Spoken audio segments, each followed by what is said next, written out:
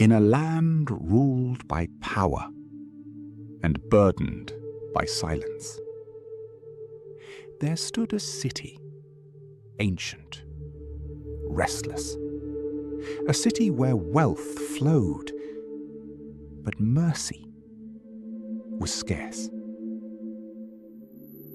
This was Jericho. The morning sun stretched across its walls, painting gold over dust and life over struggle. Merchants called out, children laughed, coins changed hands. And yet, beneath it all, something heavier lingered. Because in this city, there was a man everyone knew, but no one loved. His name was Zacchaeus. He was not a king, not a warrior, yet he carried power, the kind that could not be ignored. A collector of taxes, a servant of Rome, a man who grew rich from the pain of his own people. When he walked the streets, voices fell, eyes turned away, and hearts hardened. Traitor, sinner, thief. They stepped aside for him, not out of honor, but out of fear. And still, he walked on, dressed in wealth, surrounded by power, yet carrying something unseen: loneliness. For what is gold when it buys no kindness? What is power when it earns no love? For a moment, something unexpected happened. A child looked at him, not with fear, not with hatred, but with curiosity. And for the smallest moment, Zacchaeus looked back. Not as a tax collector, not as a man of power, but as a man. And just like that, the moment was gone. The whispers returned, the distance remained. He had everything, and yet he had nothing. But beyond the noise of the city, a different voice was rising. He's coming, the teacher, Jesus. Zacchaeus heard it, and though he did not turn, something stirred within him. Because this day would not be like the others. And soon, everything. The city was changing. Not in its walls, not in its streets, but in its expectation. A name began to move through Jericho, passed from mouth to mouth. Jesus. Not a king, not a soldier, but a man, unlike any they had seen before. They said he healed the sick, gave sight to the blind, and spoke with a voice that reached the heart.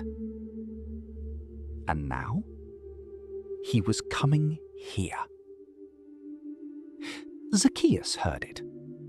At first, it was just another name, another rumour. But something about it stayed. He had heard many voices before.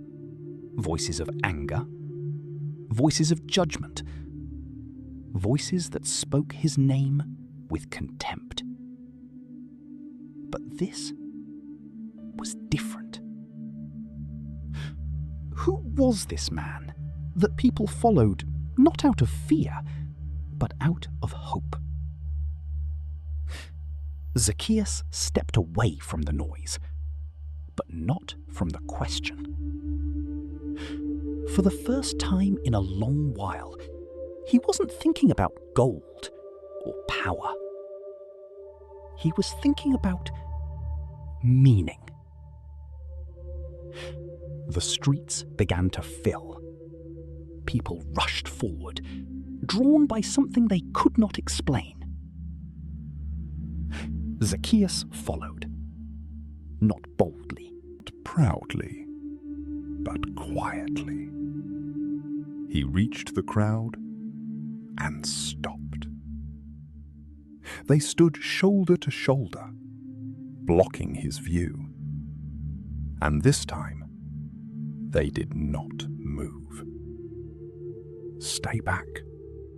Not for you, sinner. He tried to step forward, but the space closed tighter. A man shifted, deliberately. Another turned his back.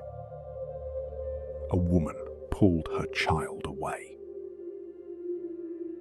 For all his wealth, for all his authority, Zacchaeus did not belong here. He could command coins, but not respect. He could buy silence, but not acceptance. And in that moment, the weight of it all found him. Still, he looked. Through the smallest gap, just for a second, he saw him. Jesus. Walking calmly, surrounded, but not overwhelmed. Peaceful, in a restless place. And then, the moment was gone. The crowd closed in, and Zacchaeus was left where he started. But something had changed, because now it was no longer enough to hear about him. He had to see him, no matter how. He stepped back, his eyes searching. And then he saw it. A tree.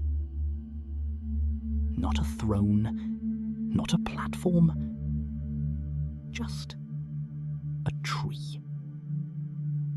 And for the first time, Zacchaeus was willing to climb. The crowd moved forward, drawn by hope, by curiosity, by something they could not explain. And behind them, a man who had always been ahead was now left behind. Zacchaeus stood still, watching, listening, but no matter how hard he tried, he could not see. The people would not move. The space would not open. And for the first time, his power meant nothing. No command could change this. No wealth could buy it. He was just a man, lost in the crowd. So he stepped away from the noise, away from the voices, away from the judgment. And then he saw it. A tree. Simple, ordinary, but high enough to see.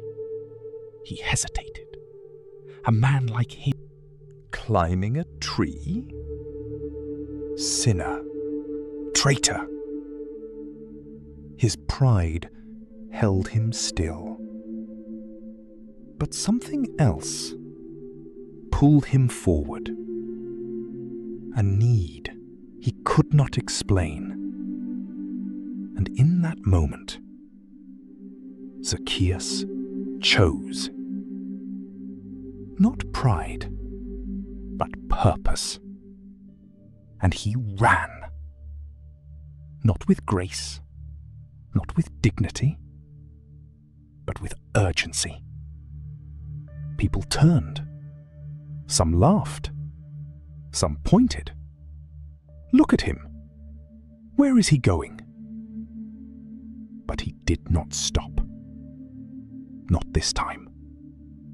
He arrived and looked up. Higher than he expected. Harder than it seemed. But still, he reached for it and began to climb. It was not easy, not smooth, not dignified. His hands strained, his feet slipped, his robe caught against the bark. Below him, the crowd watched. They laughed. They mocked. But he climbed, higher and higher, until finally he reached the branch and pulled himself up. For the first time, he was above them, above the noise, above the judgment, above everything that once defined him. And then he looked, and there, walking calmly through the crowd, was Jesus. Not rushed, not shaken, but steady, peaceful, different. Zacchaeus leaned forward, not as a rich man, not as a tax collector, but as someone searching. He climbed to see a man, not knowing he was about to be seen. He had climbed not for glory, not for attention, but simply to see. Hidden among the branches, above the noise, Zacchaeus watched. And below him, the moment was drawing near. The crowd pressed forward, voices rising, feet moving. But one man walked differently. Not rushed, not overwhelmed, but steady, intentional. Jesus. Step by step, he moved closer. Closer and closer. Until he stopped. Right beneath the tree. The crowd hesitated. Confused. Wondering why. But Zacchaeus froze. His breath caught. His heart raced. Something was happening. And then Jesus looked up. Some moments do not shout. They do not shake the earth or command attention, but they change everything. Jesus entered the house, and Zacchaeus followed. Not as a man of power, not as a man in control, but as a man undone. Outside, the voices remained. A sinner? Why him? Why his house? They could not understand what was happening inside. Because inside, something deeper was taking place. Zacchaeus stood still, surrounded by everything he once valued: wealth, comfort, control.